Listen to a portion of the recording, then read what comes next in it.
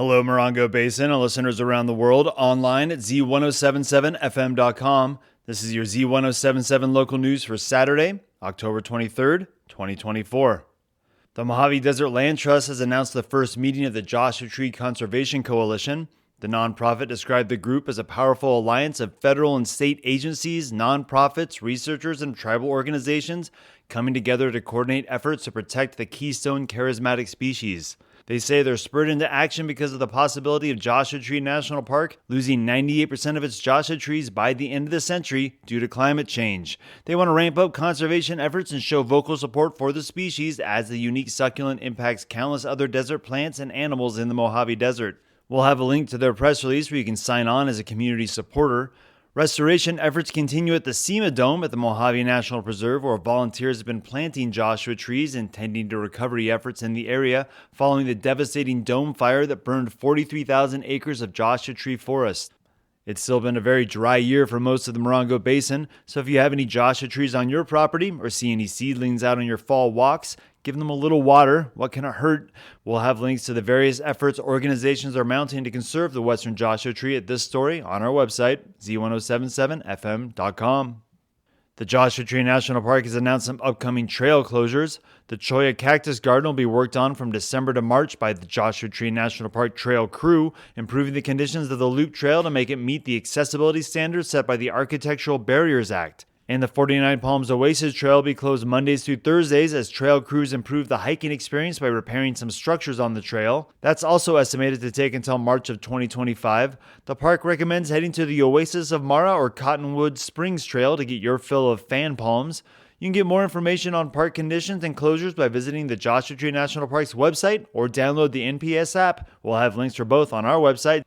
Electricity can be a sensitive subject here in the high desert. Though our summer was thankfully short on actual power outages, electricity scammers and solar shenanigans have darkened many Morongo Basin residents' days. Here with more is News Director Jeff Harmatz. Social media is alight with videos of aggressive solicitors claiming to be with power companies, and even Southern California Edison has issued a new warning about potential power bill scams. SCE says that scammers are targeting everyone, but particularly the elderly, non-native English speakers, and small businesses. Z107.7 has tracked an uptick in door-to-door solicitors claiming to be from SCE or smaller power or solar companies. Even legitimate solar and power companies are using aggressive and even sometimes misleading tactics to get your information or sign you up for services you may not need. I've personally encountered solicitors claiming to be from my solar company, but who were unable to provide the name of the company that installed and services my solar panels. If someone shows up at your door claiming to be from one of your utilities or your solar provider, it's always a good idea to ask for identification. Check their vehicles for logos that match the company they say they represent. Never give money to anyone who shows up at your door. SCE has issued a warning about fraudulent telephone calls. The calls involve a caller posing as an SCE representative, threatening the customer with disconnection and the removal of their electric meter unless they make an immediate payment. SCE says that they never ask for payments over the phone or call customers about an immediate service disconnection. Whenever it comes to utilities, always take a moment to double-check your information and make sure you're giving your money and information to the correct operation. Reporting for Z107.7, I'm Jeff Harmatz. The Marine Corps Air Ground Combat Center has announced closure dates for the Johnson Valley Shared Use Area from February 12th to the 26th and August 13th through the 27th of 2025.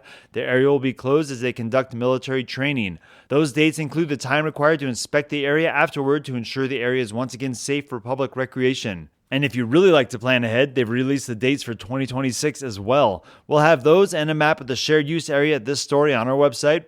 Enough about closures. Here's a reopening that's exciting for anyone who's explored in our neighboring Death Valley National Park to the north. The National Park and the Death Valley Natural History Association will be offering Scotty's Castle Flood Recovery Tours for winter of 2024-2025. Visitors will have the opportunity to drive through the normally closed area with a Death Valley Ranger and tour the Spanish Mission-style villa located in the Grapevine Mountains in Death Valley. It was built in 1922 and cost between $1.5 and $2.5 million back in the day. It's named after prospector, performer, and con man Walter Scott, also known as Death Valley Scotty. In 2015, floods devastated the area and a fire destroyed the garage and workshop that was being used as the visitor center. Walking tours are scheduled for select Saturdays and Sundays starting on December 7th, 2024 and go through March 23rd, 2025. Tickets will be $35 a person plus a processing fee, and space is limited to 20 participants per tour and may be purchased up to 48 hours in advance. All ticket sales will go towards conservation work at Scotty's Castle. For more information and links to tickets to the Desert Hideaway that has been finally reopened for tours, you can see this story at Z107.7fm.com. The California State Parks Office of Historic Preservation have announced that it will begin accepting applications for the State Historic Rehabilitation Tax Credit Program. The tax credit program provides a 20% credit for qualified rehab costs of a certified historic structure or qualifying historic residence, and there's a total of $50 million available for allocation on a first-come, first-served basis. If this sounds interesting to you, the state's Office of Historic Preservation will be holding 2 virtual info sessions on eligibility requirements and completing the applications. The first is this Tuesday from noon to 1 p.m. with a second info session in December. We'll have links to both along with more information on our website. This Sunday, head out to the 29 Palms Airport for a historic airplane display of the Royal Turkish Air Force.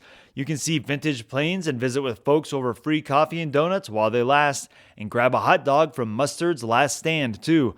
That's at the 29 Palms Airport this Sunday from 10 a.m. to noon. Head east on Highway 62 and look for it on the south side just past the Glass Outhouse. The 29 Palms Ministerial Association is hosting their annual Thanksgiving service tomorrow. Rejoining us with more is Thanksgiver Jeff Harmatz. The coalition of pastors, ministers, and laypeople from a variety of Christian denominations and religious institutions throughout 29 Palms will gather together for their annual Thanksgiving week service. Prayers will be led by Ministerial Association President MacArthur Wright and his wife, Evangelist Alfreda Wright, and Pastor Lolila Falia of Born Again Ministries. Worship will be provided by Harry Taylor and the Bell Choir from the Little Church of the Desert, the praise team from the Sanctuary Church, and the praise team from Gospel Fellowship Christian Center Church. An offering will be collected for the 29 Palms Community Food Pantry, a local nonprofit that provides food for people in need. And 29 Palms Mayor Steve Bilderain will present a proclamation from the city. The event is open to the public and begins at 2 p.m. tomorrow at Freedom Plaza's Gymnasium. Reporting for Z107.7, I'm Jeff Harmatz. And finally, the San Bernardino County is seeking volunteers for the annual Point in Time Count, or PITC, taking place on January 23rd of next year. This critical effort collects data on unsheltered individuals, which is used to secure federal funding and direct vital resources to those experiencing homelessness. PITC volunteers must be at least 18 years old, have a smartphone or tablet, and provide their own transportation. Training sessions will be held virtually, ensuring participants are fully prepared. To register or learn more, we'll have links to the San Bernardino County Homeless Partnership website on ours, or you can call 909-501-0617.